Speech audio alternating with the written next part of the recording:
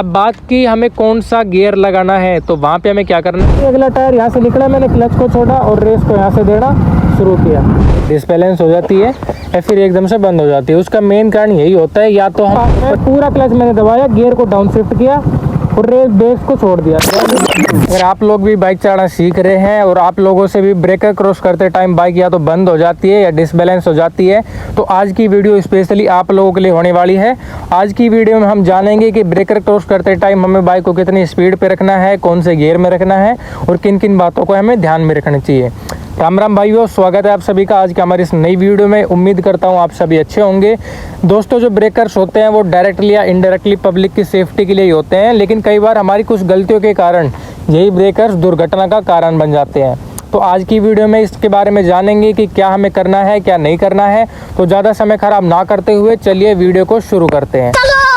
Cross करते time mainly problem यही होती है, या तो बाइक डिसबैलेंस हो जाती है या फिर एकदम से बंद हो जाती है। उसका मेन कारण यही होता है, या तो हम प्रॉपर गियर को डाउन शिफ्ट नहीं करते या फिर एकदम से क्लच को छोड़ देते हैं, या फिर हम कह सकते हैं कि हम सही टाइम पे इंजन को पावर सप्लाई नहीं दे पाते, जिस कारण इंजन क्या होता है, बंद हो जाता है।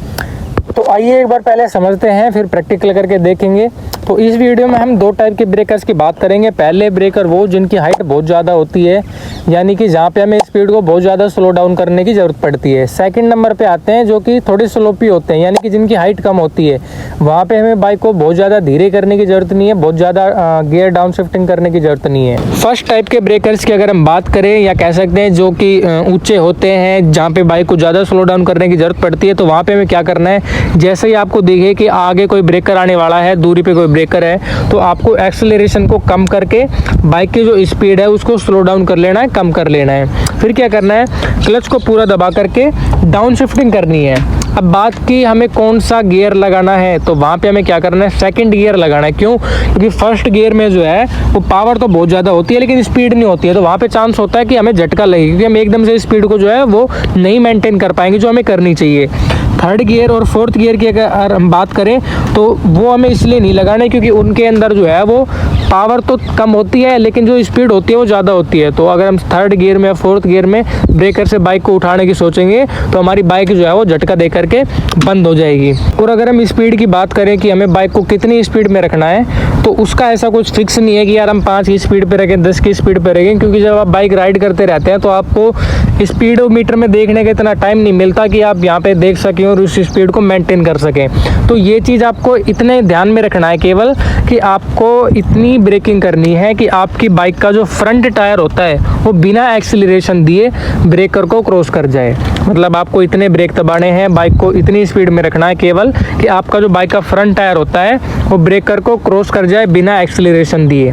ध्यान रहे, आपको ब्रेक को दबा करके नहीं रखना है। जब आप ब्रेक करके बिल्कुल टच में आ जाए, यानी कि जो अगला टायर है वो पहुंच जाए या फिर थोड़ी सी दूरी पे आपको ब्रेक को छोड़ देना है, ब्रेक को पूरा दबा करके नहीं रखना है। फिर हमें क्या करना है, जैसे ही हमारी बाइक का जो फ्रंट टायर है वो ब्रेकर को क्रॉस कर जाए तो हमें क्या करना है, सेम वही प्रोसेस यूज़ करना है जो कि हम बाइक को फर्स्ट गियर से सेकंड गियर में शिफ्ट करते टाइम करते हैं। यानी कि हमें क्या करना है, कॉम्बिनेशन यूज़ करना है, यानी कि क्लच को धीरे धीरे छोड़ना है और रेस को धीरे धीरे देना है। ध्यान रहे, सेम वही प्रोसेस जो आप बाइक को फर्स्ट गियर से सेकंड गियर में शिफ्ट करते टाइम करते हैं। रेस को आपको उसी हिसाब से देना है, ना तो बहुत कम रखना है ना बहुत ज़्यादा करना है। ठीक है, तो ये हमने बात की फर्स्ट टाइप के ब्रेकर की।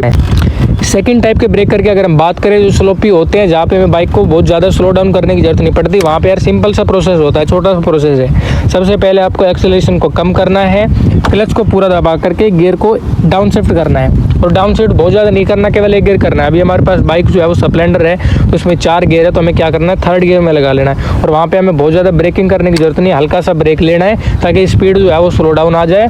और अगर हम स्पीड की यहाँ पे बात करूँ तो आप 30 से 40 के बीच में मेंटेन कर सकते हैं और आसानी से देखेंगे आप उस ब्रेकर को क्रॉस कर जाएंगे और कोई भी प्रॉब्लम वहाँ पे आपको नहीं होगी। सामने ब्रेकर आपको लोगों को दिख रहा होगा, तो वहाँ पे क्या है, अभी मैं स्पीड को लगभग रखूँगा 40 से 50 के बीच में और फिर देखना क्या क्या प्रोसेस करना है।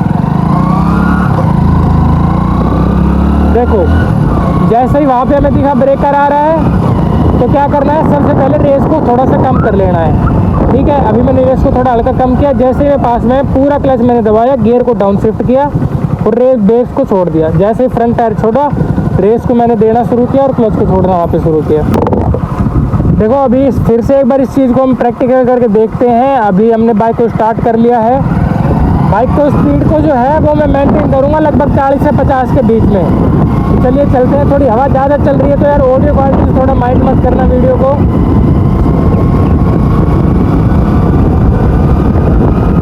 ठीक है, अभी मेरी स्पीड जो है वो 30-40 के करीब है लगभग। अब जैसे ही सामने ब्रेकर आने वाला है तो मैं सबसे पहले क्या करूँगा, एक्सीलरेशन को है वो हल्का सा यहाँ से कम करूँगा। ठीक है, एक्सीलरेशन को मैंने कम किया और जैसे ही मैं पास में आया मैंने क्लच को पूरा दबाया, गियर को डाउन शिफ्ट किया और रेस को कम किया। अब जैसे ही अगला टायर यहाँ से निकला मैंने क्लच को छोड़ा और रेस को यहाँ से देना शुरू किया। आशा करता हूँ आपको हमारी वीडियो अच्छी लगी होगी। अगर हमारी वीडियो अच्छी लगी तो वीडियो को लाइक ज़रूर करें और आगे ऐसी और इन्फॉर्मेटिव वीडियोज़ को देखने के लिए हमारे चैनल को सब्सक्राइब कर लें और कमेंट करके ज़रूर बताना अगर कोई कमी वीडियो में रही हो या फिर और भी किसी टॉपिक पे आप वीडियो लाना चाहते हैं तो आप हमारी वीडियो पे यहाँ तक बने रहें। उसके लिए धन्यवाद। Wear helmet, ride safe.